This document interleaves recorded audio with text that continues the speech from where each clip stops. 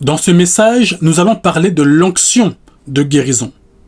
En tant qu'enfants de Dieu, nous sommes appelés à opérer dans cette dimension pour manifester la puissance de Dieu et que les gens sachent que Dieu est vivant et puissant. En écoutant ce message, vous aurez de la connaissance, plus de maturité pour exercer avec efficacité. C'est quoi l'onction de guérison ? L'onction de guérison, c'est une capacité surnaturelle donnée par le Saint-Esprit pour apporter la santé physique, la santé émotionnelle et la santé spirituelle à ceux qui souffrent. La santé physique concerne la guérison du corps. Tu as un corps, une âme, un esprit. L'onction de guérison peut agir sur le corps physique. Donc elle va réparer, restaurer ou recréer ce qui est brisé et malade dans l'organisme du corps. La Bible dit « Vous imposerez les mains aux malades et les malades seront guéris ». C'est comme dans le livre de Marc où il y a une disparition d'une douleur chronique après une prière. Donc vous pouvez prier pour une personne qui a une douleur au niveau du corps et la douleur disparaît. Une personne qui ne marchait pas normalement et après un acte de guérison se met à marcher normalement. Donc là, on est dans l'aspect physique. Donc je pense que vous comprenez lorsque je parle de la santé physique. La santé émotionnelle, c'est ce qui touche le cœur et les sentiments.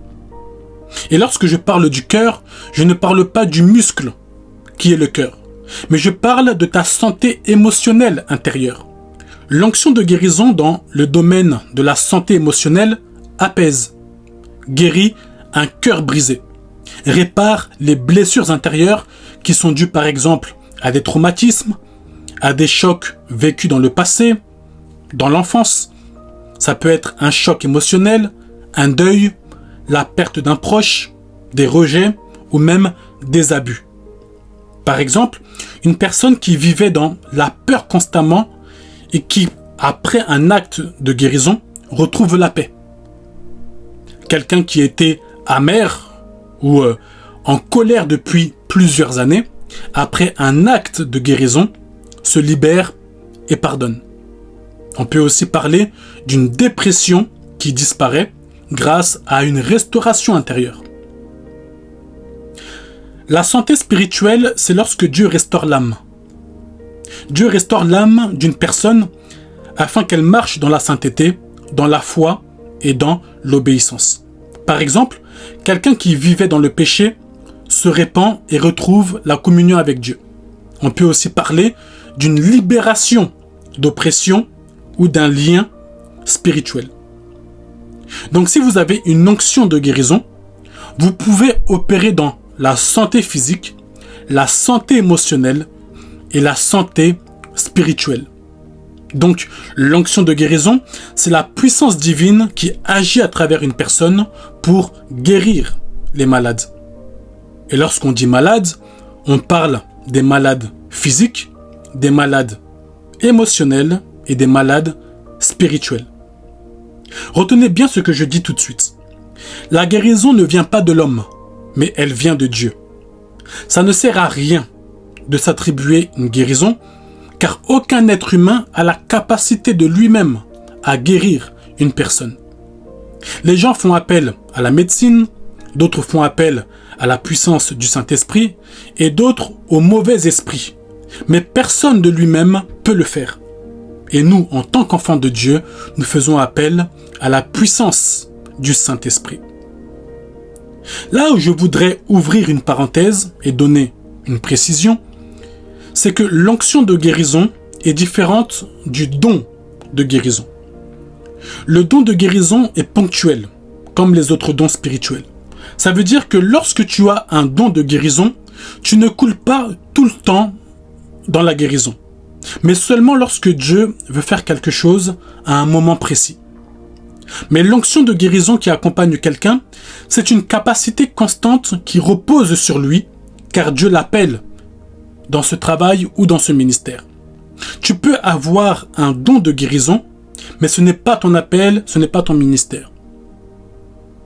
Mais il y a des personnes, c'est leur ministère.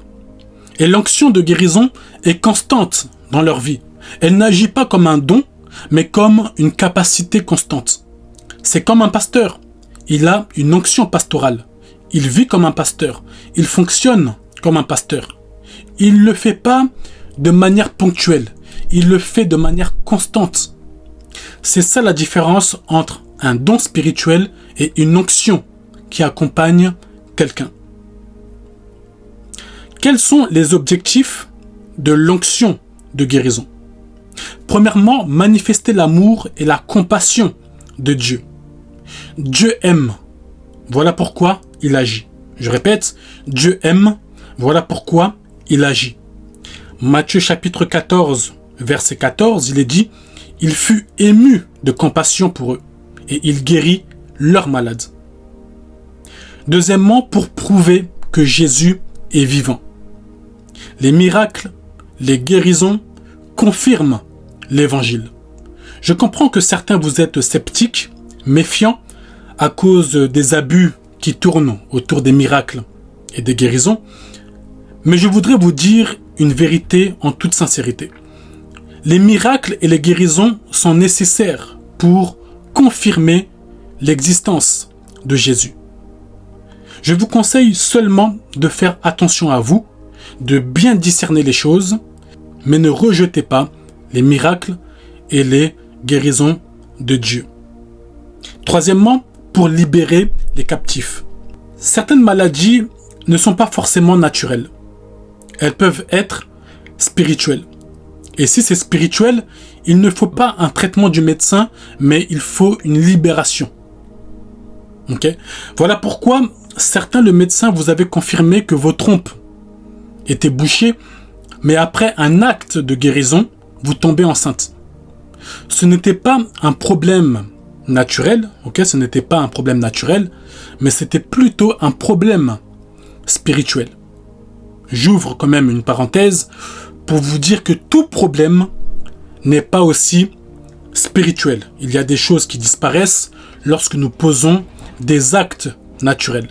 Nous n'allons pas faire les trop spirituels en attribuant tout au spirituel. Il faut juste faire un travail de discernement pour savoir quelle est la cause du problème, spirituel ou naturel. Quelles sont les caractéristiques d'une personne avec l'onction de guérison? Celui qui a une onction de guérison ressent une grande compassion pour les malades. Il ressent une grande compassion pour les malades.